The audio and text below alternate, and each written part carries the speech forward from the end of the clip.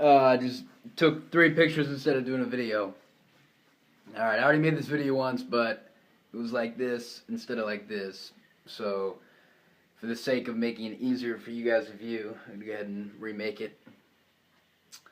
I'm coming to you live from Sevilla, Spain right now, and guys, I got to tell you, it is the most gorgeous place I've ever been to in my life. The sun here is brilliant, penetrating, out all the time, there's no clouds. I gotta tell you, if you have any chance to come here in your life, I would check it out. If you come to Spain, I would definitely come to Sevilla. I had never heard of it before, actually, but that's beside the fact. I'd like to make a quick video today, guys, about something that's been on my mind for a little bit, and that's when we're in relationships and sometimes we have an unhealthy tendency to rely on other people to give us our sense of value or worth or even happiness. And this exists in any form of relationship, with your parents, your siblings, with a boyfriend or girlfriend, or even with just a friend. And it's unhealthy because we objectify that individual. We start using that other person as a source for something. They serve a function for us. We begin relying on them to give us something that we don't have within ourselves, which is self-worth. We begin to rely on them to make us feel worthy, to make us feel valuable, to make us feel happy. And all of these things should come from inside. Not only is it unhealthy in that relationship, but it's unfair for the other person for you to rely 100% on them to give you those feelings that should be coming from inside yourself. So really, when they're not giving you those feelings anymore, you begin to blame them, when in reality the disparity is within yourself. Osho, he's a Eastern philosopher from India, I believe. He's got a great quote, and it's a real long one. I'm going to paraphrase it, but I'll put a link in the description, or I may just paste the whole quote down there. But it starts off with, the capacity to be alone is the capacity to love. So essentially this idea that when we can be alone and can be 100% content alone, that means we are comfortable with who we are. We know who we are and we accept who we are. And from there we have cultivated a sense of self-worth. We know our value in the world. Not to say we're overzealous or pompous, but we are comfortable with who we are.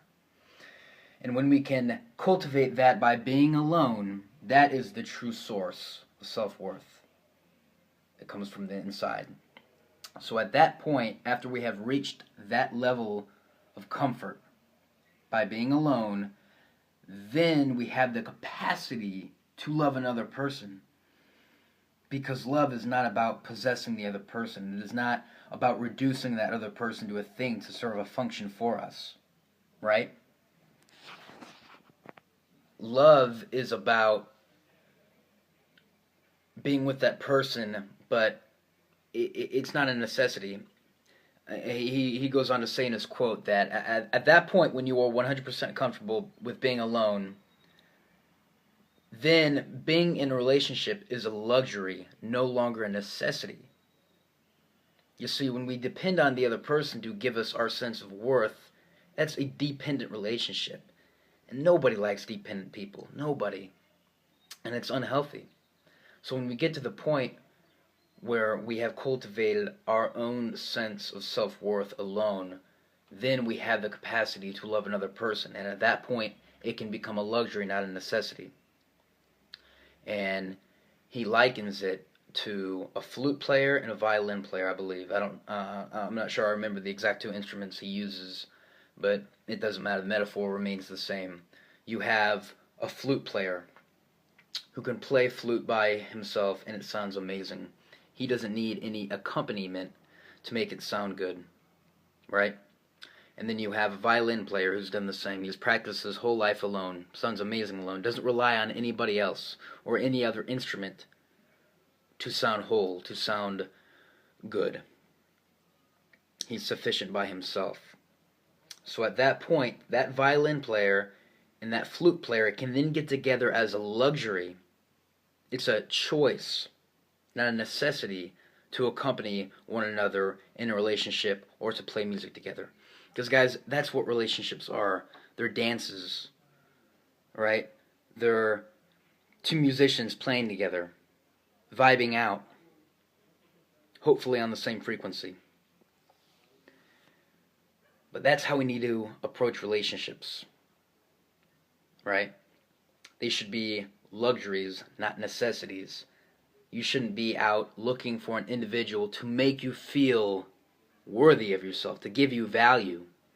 That's not fair to you, and that's not fair to them. Only until we can cultivate our own sense of self-worth from the inside can we begin to engage in a relationship that will be healthy, stable, from which beautiful things can grow. So that's it, guys. Yeah, take it easy.